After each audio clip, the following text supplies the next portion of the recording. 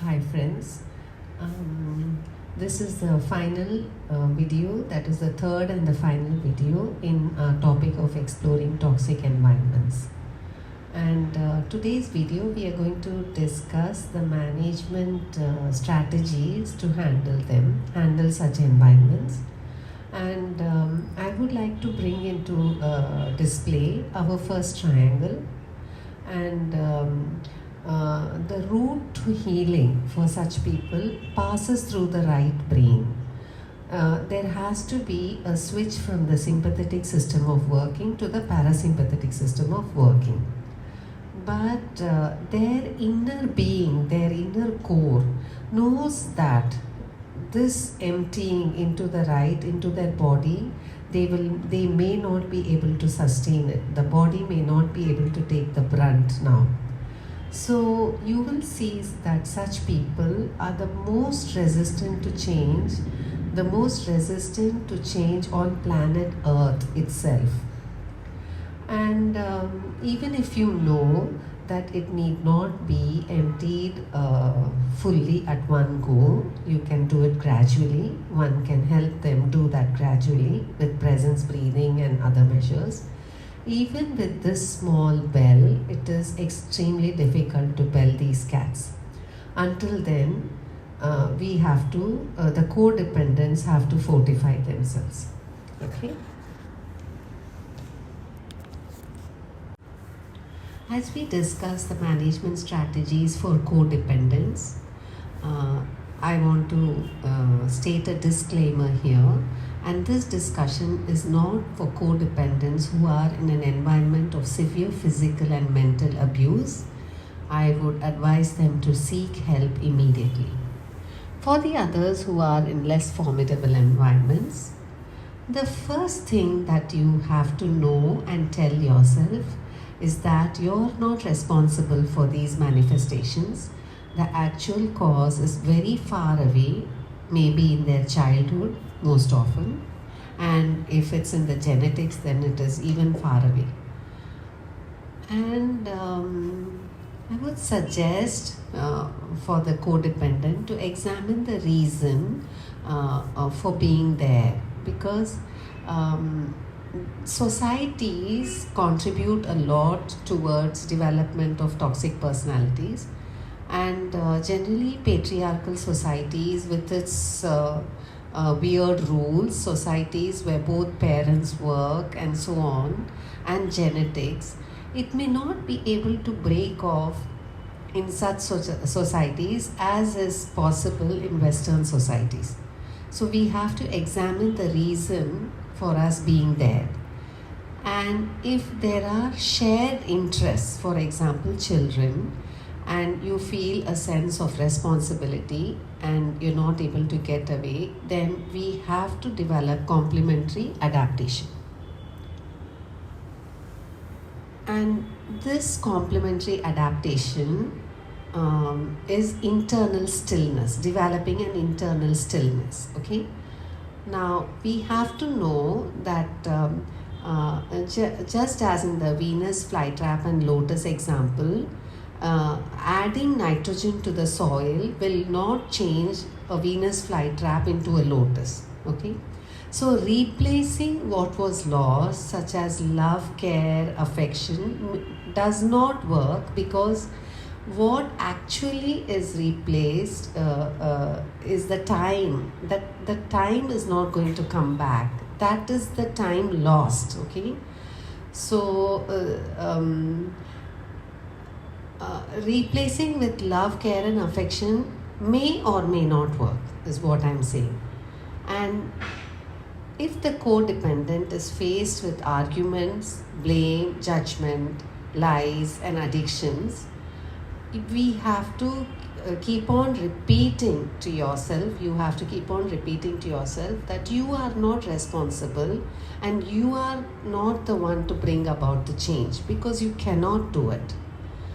And the main skill in developing internal stillness, is to change over from being a participant to an observer.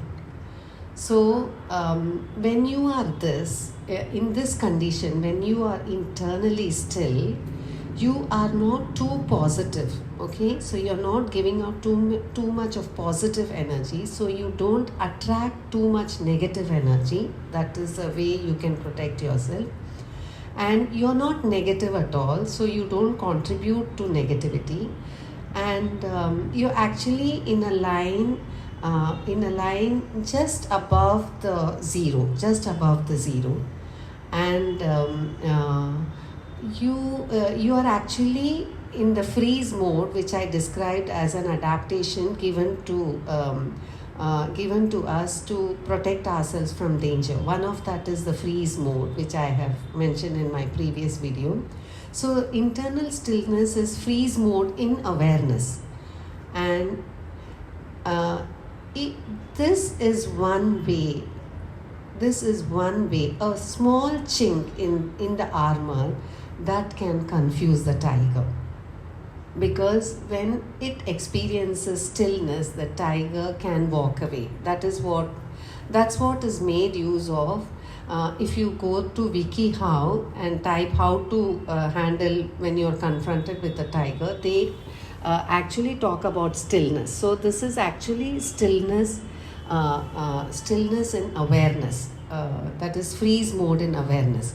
So there is a small chance that you can confuse the tiger. And confusion is the first step to change. Confusion is the first step towards change. Okay? So when do you use internal stillness? Okay? When you are attacked verbally and when you face passive aggression, these two things are very difficult to bear. Okay, so the negativity is at their highest. So when you suffer verbal attacks and passive aggression, the aim of practicing internal stillness is to reinforce self-love to yourself. Reinforce self-love to yourself. So when this is actually happening, you concentrate on your own self and on your own breath, and bring the breath awareness to the mid-abdominal level. Concentrate on your own breath and bring the breath awareness to the mid-abdominal level. If possible, you can go and have a glass of water, and you keep telling your mind that you are not responsible and it's not easy to change this person and you're not responsible for it. Now, when you don't contribute to the negativity, okay, very soon you might find that there is a relief. Okay, when that is done, you can quickly go and find a quiet place, and this is just a suggestion to make things better. You can do body scan meditation. We teach this formally at our clinic. And send gratitude to all your body parts, and send a prayer for the well-being of that person. Send a prayer for the well-being of that person. At no point have any thoughts of self-pity, because self-pity can pass through the body and cause gut and heart awareness. So don't do that. It can disturb the body. So just go back, find a quiet place, body scan meditation, gratitude, and send a prayer for the well-being of that person. I know it is extremely difficult. And it's very easy to suggest, but it's very difficult to follow. And there can be no last word on this. But I can assure you that if change does happen, it can lead to an absolutely magical environment of deep fulfillment, which is actually my life vision and life's hope itself.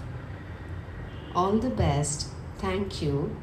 And I'll leave my email and telephone number in case you want to get in touch with me. Love you all.